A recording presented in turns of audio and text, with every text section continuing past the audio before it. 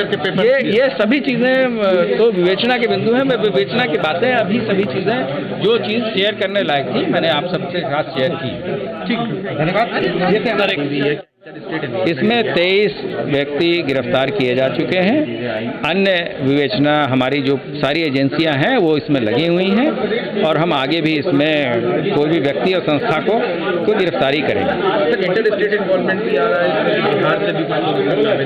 इसमें जो लोग अभी तक पकड़े गए हैं उसमें कुछ बिहार के लोग भी हैं और अभी विवेचना जारी है। विवेचना के बाद ही इसमें कुछ भी कहना उचित है। क्या आसानियां दी जा रही हैं जो अभ्यर्थी लौट रहे हैं या उनकी जो परीक्षा दोबारा होगी उसके जवाब? उनको सभी को ये बताया गया कि 1 महीने के अंदर दोबारा परीक्षा होगी और इसके लिए कोई दोबारा किसी को फीस देने की आवश्यकता नहीं है। और जो आज एडमिट कार्ड है वही बसों के टिकट के रूप में काम करेंगे। जो हमारे उत्तर प्रदेश SRTC के बसेज हैं उसमें फ्री ट्रैवल बच्चे अपने गंतव्य स्थान तक कर सकते हैं। तो देखिए, अधिकारी कह रहे हैं कि जांच होगी, दोषी जो होगा उस पर सख्त कार्रवाई की जाएगी। लेकिन हम आपको बताते हैं कि दरअसल आज ये सब कुछ हुआ कैसे। बिग वॉल ग्राफिक्स जरिए हम आपको दिखाते हैं कैसे और क्यों रद्द हो गई टीटी की परीक्षा।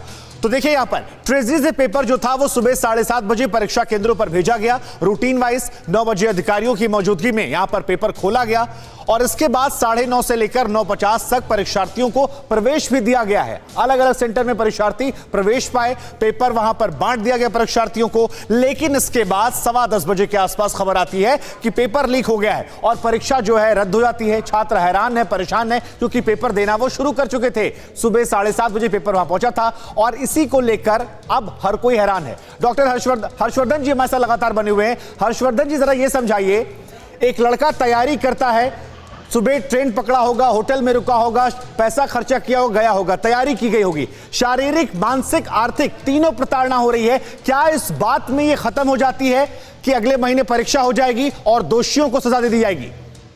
देखिए, मुझे लगता है कि अगले महीने परीक्षा सरकार करा रही है और वो फिर से फीस नहीं लेगी, संवेदनशील फैसले के तौर पर देखा जाना चाहिए। लेकिन जो सबसे महत्वपूर्ण बात है, मुझे लगता है कि इस पर सभी राजनीतिक दलों को और सबको इस पर बैठ के चर्चा करना चाहिए। ये मैं कहता हूं कि कम से कम परीक्षा जो प्रश्न पत्र लीक होता है, इसको जब तक आप कड़ी कार्रवाई मतलब ये नहीं किसी को पकड़ा, सॉल्वर गैंग पकड़ा गया, वो गिरफ्तारी हर बार होती है, जब तक उम्र कैद जैसे कड़े प्रावधान नहीं किए जाएंगे। और हो सकता है कि ये कहते हुए बहुत लोगों को लगे कि ये क्यों बात कर रहे हैं, लेकिन मैं उन बच्चों को देखता हूं और हम लोग भी उसी प्रक्रिया से गुजरे। ये अलग बात है कि हम लोग उस तरह से तैयारी नहीं करते थे, लेकिन आसपास हमने जो देखा कि उनके पूरे सपने टूटते हैं। वो जिस तरह से तैयारी करते हैं तो उनके घर से उम्मीद बन जाती है कि अच्छा ठीक है, ये वाली परीक्षा हो गई। हर्षवर्धन जी, अभी आपने पूर्व डीजीपी को सुना। हर्षवर्धन जी, माफी से टोक रहा हूं आपको मैं। पूर्व डीजीपी ने अभी इसी चैनल पर कहा कि देखिए, राजनीतिक संलिप्तता इतनी ज्यादा है, कुछ हो नहीं सकता। इस बार भी देखिए, पहला मौका था, सीसीटीवी कैमरे से नजर रखी जा रही थी एग्जाम सेंटर्स पर, लेकिन उसे काट निकाल दिया। तो बिना राजनीतिक संरक्षण के क्या यह संभव है? और राजनीतिक संलिप्तता है तो क्या यह इच्छा शक्ति जिसका जिक्र आप कर रहे हैं, यह हो पाएगा?